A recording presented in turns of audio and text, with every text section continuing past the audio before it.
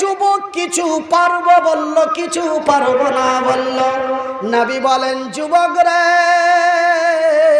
রে আল্লাহর সৈনিক, রে নবীর সাহাবী, আমি রাসূল তোর বিয়ে দিতে পারলাম না, এমনকি তোকে বিয়ে করার পারমিশনও দিতে পারলাম না।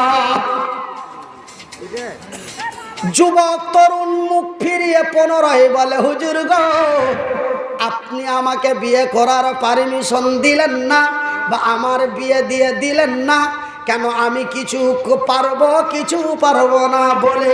কিন্তু নবী গো, আমি যে পূর্ণ যুবক হয়ে গেছি, আমার যে যৌবন এসে গেছে, রাত্রিবেলায় যে ঘুম হয় না, রাত্রি জেগে যেন উপর দিকে তাকিয়ে থাকি, একটু চোখ বন্ধ হলে রুবেলের বোনের কাছে চলে যায়।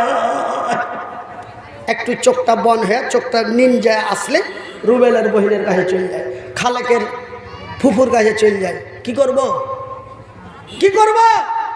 আমার যৌবন যে জ্বালা দেয়। রাসূল বলেন, রে নওজোয়ান, রে আল্লাহর সৈনিক, রে নবীর সাহাবী, তোমার যৌবন যদি জ্বালা দেয়, রাত্রে যদি তোমার ঘুম না হয়, তবে আমি নবী তোরে বিয়ে করার পারমিশন দিতে পারি না। তবে তুই মাসে 3টে 4টা 5টা করে যত পারবি রোজা রাখ। তুই যদি রোজা করিস, অটোমেটিক আল্লাহর দিকে তোর বেশি বেশি ধ্যান হবে, তোর যৌবনটা অটোমেটিক অন্য দিকে যাবে। যেই দিন তুই পূর্ণ পুরুষগত ক্ষমতা পাবি, সেই দিন আমি রাসূল তোর বিয়ে দিয়ে দেব। নারে দেখবে। তবে মা গো, বোনেরে আমার, আল্লাহ তোমাদের কতই সম্মান দিয়েছে, আল্লাহ তোমাদের কতই মূল্য দিয়েছে। তোমাদের যদি দেনমোহর দিতে না পারে, তোমাদের যদি পুরুষ হয়ে পরিচালনা করতে না পারে, তোমাদের যদি কল্যাণের সুরক্ষা করতে না পারে, তবে একজন পুরুষকে বিয়ে করতে নিষেধ করা হয়েছে। কেন? একজন সম্মানিত নারীকে নিয়ে এসে অসম্মানিত করিও না, তার কষ্ট দিও না। ভাই গো, এই কথাগুলি বলতে বলতে সকাল হয়ে যাবে। তবে মহান আল্লাহ এই বিশ্বের নারীদের কতই সম্মান দিয়েছে রে আমার মায়ের, আমার বোনেরা। তবে মহান আল্লাহ তোমাদের কতই না ইজ্জত দিয়েছে। তবে আমার আল্লাহ দিলেন মায়েরই এত সম্মান, আর মায়ের পায়ের নিচে আমাদের জান্নাত। আলহামদুলিল্লাহ বলবেন না? জোরে বলি, সবাই বলি ভাইজান। কিন্তু আজকে সিস্টেমটা হয়ে গেছে উল্টা। কি হয়েছে? কি হয়েছে? উল্টা। তবে আমার নবীর কাছে গেল, নবী বললেন তোমার মা। আগে বললেন মায়ের কথা, বারবার 3বার বললেন। কিন্তু আজকে আমরা অন্য এক জায়গায় পৌঁছে গেছি। এই মায়ের পাগল হলো ওরা। কারা? ওরা কারা? আমি ক্লিয়ার করছি। মায়ের পাগল হলো ওরা, বাবার পাগল হলো এরা হলো বাবার পাগল। আলী বাবা, সাহা বাবা, নেংড়া বাবা 24 পরগনায় আছে। কি? রুহুল বাবা। এমনি করতে করতে জলপাইগুড়ি কোচবিহারে আছে 5 খাম্ভা বাবা। আমি নিজে দেখেছি, জালসা করেছি ওই প্যান্ডেলে। 5 খাম্ভা বাবা। তো এটা 5 খাম্ভা বাবার মানে কি? তো বলছে যে কি হুজুর, আমাদেরও তো জানা নাই। এখানে পাশাপাশি 5টা বট গাছ আছে, একই জায়গায় 5টা বট গাছ এইভাবে হচ্ছে, নিশ্চয় এখানে কিছু আছে। এই বলে তখন বাবা এটাকে খুব করতে করতে এটা একটা বড় মাজারে পরিণত হয়েছে। আর সেই মাজারের উপলক্ষে আপনাকে নিয়ে এসছি আমরা। আমার 4বার ওই জায়গায় যাওয়া হয়ে গেল। তবে ওরা হলো মায়ের পাগল। দুর্গা মা, সরস্বতী মা, কালী মা। তবে রাসূল প্রথম বললেন মায়ের কথা, আমার আল্লাহ প্রথম বললেন মায়ের কথা। তোমরা আমার ইবাদত বান্দাগি করার পরে তোমার মাতা মানে কি? মাতা কি স্ত্রীলিঙ্গ না পুরুষলিঙ্গ? তবে মা তো মাতা এবং পিতার এহসান করো। রাসূলের কাছে যুবক গেল, পর 3বার মা বললেন, তারপর কথাটা ট্রান্সফার করলেন। তবে ওরা হলো মায়ের পাগল, এরা হলো বাবার পাগল। আজকে যেন সিস্টেমটা উল্টো হয়ে গেল। ভাইজান, আমার মায়ের কি সম্মান, নারী মায়ের কি সম্মান। বাবার পায়ের নিচে বেহেশত বা জান্নাত। 11 থেকে 14 বছর লেখাপড়া করেছি, কোনো পুস্তকের মধ্যে পাই নাই, কিন্তু মায়ের চরণ তলে জান্নাত, মায়ের পায়ের নিচে সন্তানের জান্নাত, এটা যেন ইতিহাসের বহু পাতায় পাওয়া যায়। নারে তাকবীর! ওগো মাতা, ওগো খালা। আমার বাংলার কবি বলছেন, কি বলছেন? ওগো মাতা, ওগো খালা, ওগো আমার বোন, এ পুরুষেরই কাছে নারী অমূল্য রতন। কথাগুলো অরিজিনাল হচ্ছে না বানানো ডুপ্লিকেটি ভাষা? অরিজিনাল।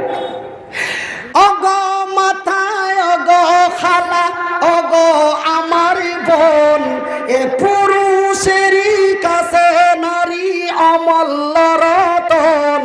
এ দুনিয়াতে যত ধন এ পুরুষেরই আছে, তারও চাইতো মূল্যবান এ নারী তারই কাছে।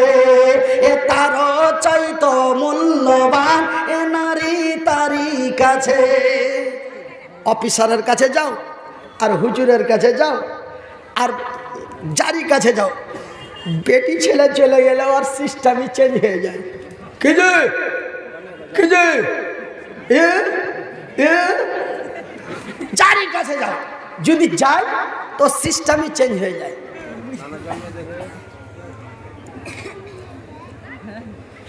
ওগো মাথায়, ওগো খালা, ওগো মাথায়, ওগো খালা, ওগো আমার বোন, এ পুরুষেরই কাছে নারী অমূল্য রতন।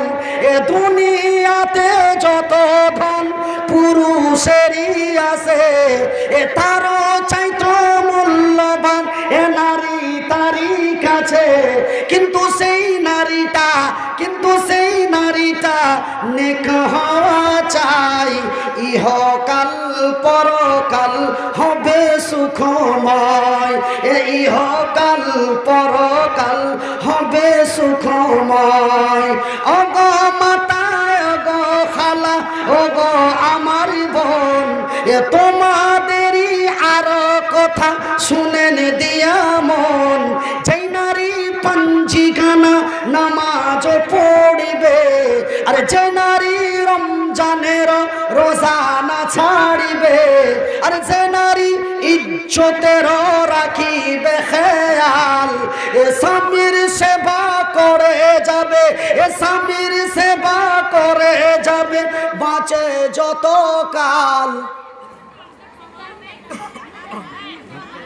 আর তাহার জন্য আল্লাহ তাআলা, ওই নারীর জন্য আল্লাহ তাআলা জান্নাত খুলে রবে।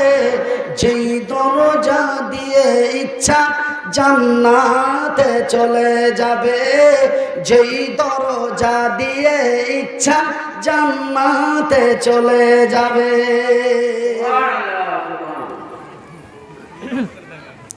আমার ভাইয়েরা, আমার মায়েরা, এমনই তোমরা সম্মানিত জাতি।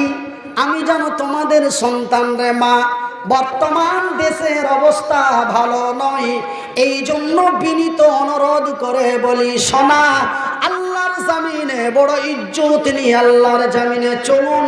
কেন? তোমরা জানো আমারই মা। আর একটা কথা আপনাদের বলবো। কয়টা বলবো? আর একটা কথা বলবো। একটা বললাম আর একটা বলবো, তো একটাতে কতক্ষণ লাগলো? একটা কথা বলতে এতক্ষণ লেগে গেল। আর একটা বলবো, তবে এটা বললাম সম্মান। এবারকার একটা নারীর দাম কত? এই মোবাইলটার দাম 20,000, এই মাইক্রোফোনটার দাম 1500 থেকে 2500। তবে এর একটা দাম আছে, তবে এর একটা দাম আছে। তবে একটা বেটি ছেলের দাম কত বলবো? একটু জোরে বলুন। বলবো? আচ্ছা, তবে বলবো।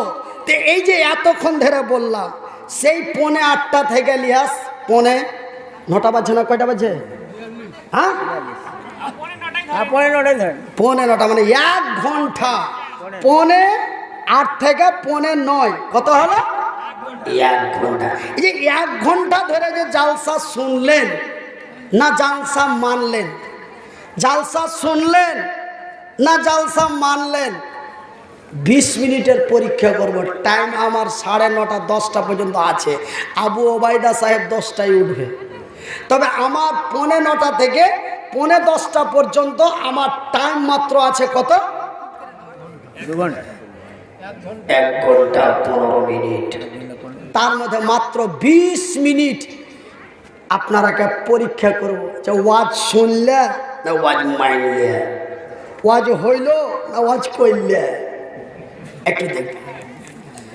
তবে ভাইজান, বন্ধুরা আমার, আব্বা জানেরা, আমার মায়েরা, তবে আল্লাহ এবং তার রাসূলের বিধি বিধানকে যারা মেনে চলবে, সেই দিন কাল কিয়ামতের দিন কঠিনময় হাসরের ময়দানে মহান স্রষ্টা রাসূল আমার এবং আপনার জন্য, আমার নবী কাল কিয়ামতের কঠিনময় হাসরের ময়দানে আপনার এবং আমার জন্য সুপারিশ করবে। জোরে বলি আলহামদুলিল্লাহ, আলহামদুলিল্লাহ। তবে যেই রাসূল, যেই নবী আমার আপনার জন্য সুপারিশ করবে, সেই নবীর কথাকে মেনে চলার নাম হলো ইসলাম। তবে ভাইজান, তবে আমি একটা বাংলার কবি কি বললেন, ওই নারীর জন্য আল্লাহ তাআলা, ওই নারীর জন্য আল্লাহ তাআলা জান্নাত খুলে রবে, যেই দরজা দিয়ে ইচ্ছা জান্নাতে চলে যাবে। মান বানা লিল্লাহি মসজিদান বানাল্লাহু লাহু বাইতান ফিল জান্নাত। পরীক্ষা চালু, পরীক্ষা চালু। বুখারী শরীফের হাদিস, বুখারী শরীফের সহিহ হাদিস, রাসূল বলেন, মান বানা লিল্লাহি মসজিদান বানাল্লাহু লাহু বাইতান ফিল জান্নাত। যারা আল্লাহর ঘর বানায়, আল্লাহ তার ঘর বানায়। তবে আল্লাহর ঘর বানা হয় আল্লাহর জমিনে, আল্লাহর ঘর বানা হয় আল্লাহর জমিনে। আর আল্লাহ তার বান্দার ঘর বানাই তার জান্নাতে। নারায়ে তাকবীর। আল্লাহর ঘর বানা হয় শাহপুরে। আল্লাহর ঘর কোথায় বানা হয়? শাহপুরে। আল্লাহর ঘর বানা হয় শাহপুরে। আল্লাহ তার বান্দার ঘর বানাই তার জান্নাতে। তবে ভাইজান, বন্ধুরে, জান্নাত তো এমন একটা জায়গা, কিন্তু সেখানে তো ঘরের দরকার। ঘরের দরকার আছে না নাই? একটু করতে বলে সিরিয়ালে কথাগুলো বাড়িয়ে আছে। জান্নাতে ঘরের দরকার আছে না নাই? একটা চ্যাংড়া ওর চাচতো ভাইকে কইছে, ওর বড় চাচার মাঝ কলবাটাকে কইছে, ভাইজি কি হয়েছে? তো তোমরা তো খুব ফতুয়া দিয়ে বেড়াইছ যে পূর্ণ যুবক হয়ে গেলে আর তাড়াতাড়ি বিয়ে দাও। তাহার বয়স তো 18 পার হয়ে চলেইছে, তো বাপুকে কিছু কহেন। কথা শুনালেন, কিন্তু কথাটা খুব বুঝে যাবেন, খুব মারাত্মক কথা। তো তোমরা তো খুব ফতুয়াবাজি করে বেড়েছ আর জালসা করে বেড়েছ, আর বলছো কি